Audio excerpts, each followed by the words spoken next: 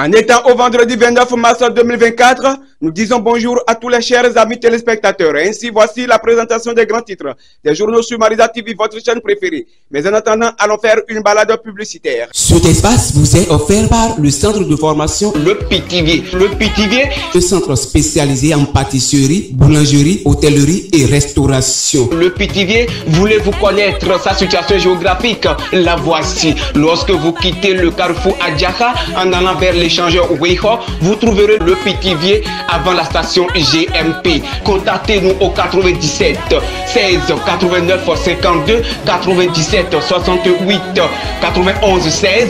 Le Pithiviers. C'est la différence. Elle est douce, légère et agréable. Happy Water. Elle offre un confort de dégustation à nul autre pareil. Adoptez-la pour tous vos grands événements. Infoline 53 00 05 53. Happy Water jusqu'à la racine de la soif.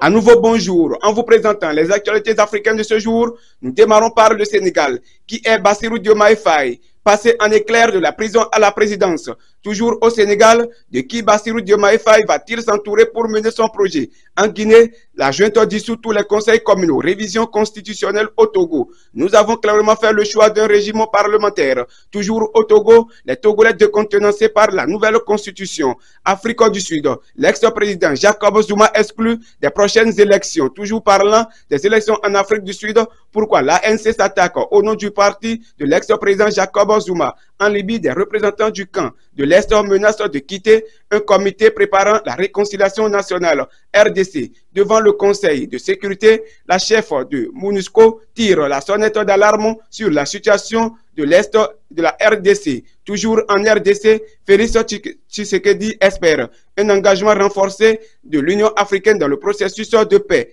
Madagascar, au moins une douzaine de morts dans le sillage de cyclone Gaman. Toujours au Madagascar, la présidente de l'Assemblée nationale déçue par la Haute Cour constitutionnelle. Au Mali, des magistrats saisissent la Cour constitutionnelle sur la fin de la transition. Maintenant, recourons aux actualités locales de ce jour pour parler de la vague de chaleur au Bénin et dans la sous-région. Des conséquences aux plans humains, économiques et agricoles, rapporte Fraternité présidentielle de 2026. Comment l'opposition va-t-elle s'en sortir? Mentionne le Soleil Bénin Info. Modification du code électoral, inévitable disparition de certains partis politiques, informant l'événement précis. Résilience de l'économie béninoise. Les prévisions budgétaires dépassées malgré l'échec, nous fait savoir la nation. Coupure de l'énergie dans plusieurs localités du Bénin. La SBE s'explique et rassure, nous apprend l'emblème du jour. Affaire de soustraction de 17 millions de francs CFA à cybercriminel à Abomey-Calavi. Le commissaire et son agent s'expliquent devant la criette. Le dossier renvoyé au 11 mai prochain, écrit le matinal. Fin des grands titres des journaux sur Marisa TV. Mais pour vous dire un bon week-end, gardez ceci.